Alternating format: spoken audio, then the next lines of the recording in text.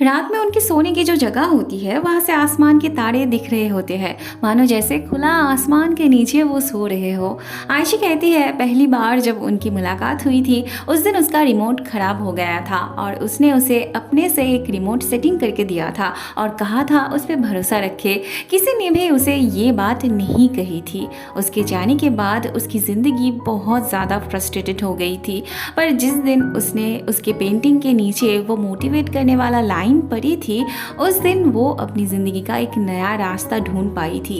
वो जब भी उसे देखती थी तब अपने अंदर एक एनर्जी फील करती थी। उबय कहता है उसे लगा था इसके बाद वो फिर कभी देख नहीं पाएगा, इसीलिए उसके लिए वो इतना ही कर पाया था। ऐसे ही दोनों बात करने लगते हैं। सुबह उबय आयशी को गुड मॉर्निंग किस करते हुए उठाता है, पर आयशी को बहुत शर्म आने लगती है। सुबह सुबह फ्रेश ना होके उबय को अपना चेहरा दिखाने के लिए वो जल्दी से फ्रेश होने जाती है। फिर दोनों एक साथ ब्रेकफास्ट करते करते प्यारी प्यारी मीठी मीठी बात करने लगते हैं। अगले सीन में हम देखते हैं उबय आयशी को होटल छोड़ देता है। आयशी जा रही होती है पर उबय उसे पुकारते हुए कहता है वो कुछ भूल रही है। आयशी के कुछ समझने से पहले ही उबय उसे गुड बाय किस करता है। स्लाइड उन्हें ऐसे करते हुए दूर से देख लेता है, कोई और उन्हें देख ना ले इसलिए वो बाकी दो को वहां से ले जाता है।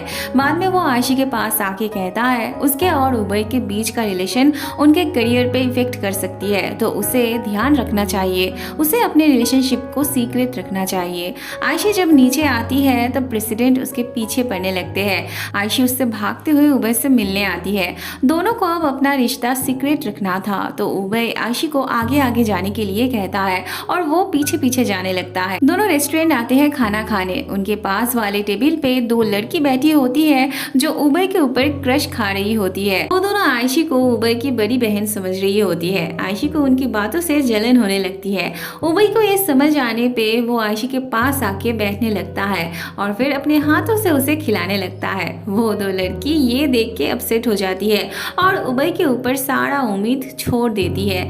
वहाँ आईजिंग अपने काम पे ध्यान नहीं दे पा रही थी, इसीलिए सबको छुट्टी दे दिया जाता है। आईजिंग घर आके नूडल्स खा रही होती है। ऐसे में शिंजे का कॉल आता है उसे। एक बार फोन काटने पर भी वो फिर से फोन करने लगता है। आयशी के फोन उठाते ही शिंजे अपनी बात रखने लगता है, पर आईजिंग रोज रोज एक ही टॉपिक पे उसके साथ झगड़ा नहीं करना चाहती थी। फोन रखने के बाद आईजिंग रोने लगती है। शिंजे आज तय कर लिया था इस बार या उस बार वो उसकी एक्स गर्लफ्रेंड का कहानी आज ही खत्म करने वाला था।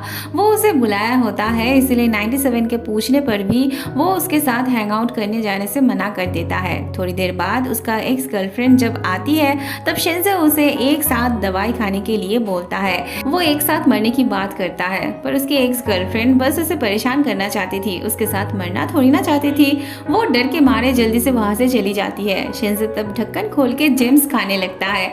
97 आके उससे जब उसकी गर्लफ्रेंड के बारे में पूछता है तब शिंजे बताता है आज उसके सर से बहुत बड़ा बोझ हट गया, वो आज बहुत हल्का महसूस कर रहा है। थोड़ी देर पहले उसी ने हैंग आउट करने जाने से मना कर दिया था और अब वो खुद 97 को ट्रीट देना चाहता है। 97 को उसका मूड बहुत अजीब लग रहा होता है। आयशी और उबय का टीम एक ही होटल पर रुके थे, तो वो और आयशी जब खाना वाना खा के घूम के वापस होटल पे आते हैं तब थोड़े से के लिए उन्हें एक साथ नहीं देख पाते हैं ये तीनों।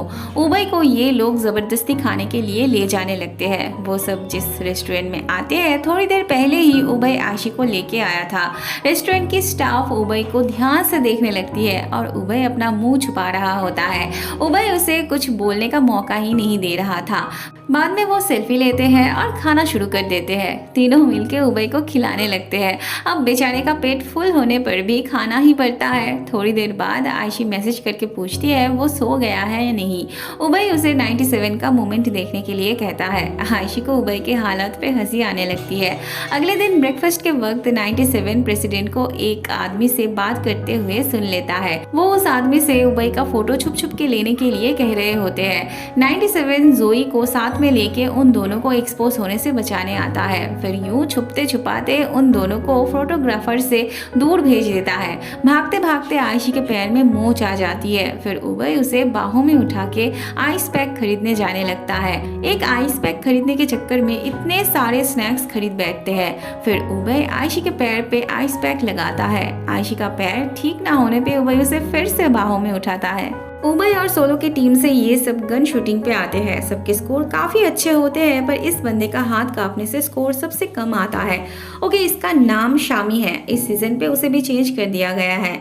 शामी अपने आप से फ्रस्ट्रेटेड होने लगा था। वहाँ शिनजे शॉप में आके जूस का कैन लेते वक्त आइजिंग का फेवरेट स्ट्रॉबेरी सोडा देखता है। उसे तब आइजिंग के साथ हुई पहली मुलाकात याद आने लगती है। फिर वो सारे के सारे स्ट्रॉबेरी सोडा खरीद लेता है। उसके जाते ही आइजिंग आती है। उसे स्ट्रॉबेरी सोडा चाहिए होती है, पर शिनजे तो सब ले गया होता है। बाद में वो जब थिएटर वापस आती है तब चारों तरफ स्ट्रॉबेरी सोडा सजा हुआ देखती है। शिनजे उसके लिए पियानो भी बजा रहा होता है। अब इतने प्यार से अगर कोई मनाता है तो भला कोई कैसे ना माने। वहाँ सोलो की टीम में सभी शामी को लेके परेशान थे। हेडक्वार्टर से शामी को ट्रांसफर कर देने की ऑर्डर आती है, पर सोलो, आयशी, शी कोई भी शामी को जाने नहीं देना चाहता था। सभी उसके लिए रिस्पॉन्सिबिलिटी लेने के लिए तैयार थे। आयशी शामी को ट्रेनिंग शेड्यूल देने आती है। आयशी को अपसेट होते हुए देख उसे समझ में आ जाता है जरूर उसे लेके ही कोई बात हुई है। वो आयशी से कहता है वो बहुत मेहनत करेगा, वो उसके लिए चिंता ना करे, उसे कर दिखाना है। आयशी को भी उस पर पूरा भरोसा होता है।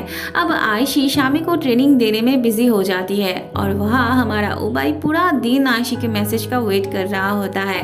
रात में थोड़ा बहुत बात होने लगती है उनके बीच। 2 दिन एक दूसरे को ना देख के वो दोनों बेचैन होने लगे थे, पर आयशी अभी डेट पर भी नहीं जा सकती थी क्योंकि उसे शामी को ट्रेनिंग देना होता है। पर उबई जब उसे ऑफिस से लेने जाने की बात करता है तब आयशी मना भी नहीं कर पाती। अगले दिन उबई आइसक्रीम खरीद के आयशी के लिए पार्क में वेट करता है, पर आयशी सच में बहुत बिजी होती है। वो उबई को मैसेज भी किया होता है, पर शायद उबई देखा नहीं होता, इसीलिए वो शाम तक उसी पार्क में बैठे आइसक्रीम लेके आयशी का इंतजार कर रहा होता है। और इतने टाइम में पता नहीं वो कितने सारे आइसक्रीम खरीद के बैठा था। उसने आयशी को पता नहीं कितनी मैसेज की होती है, पर आयशी के पास फोन देखने का भी टाइम नहीं था।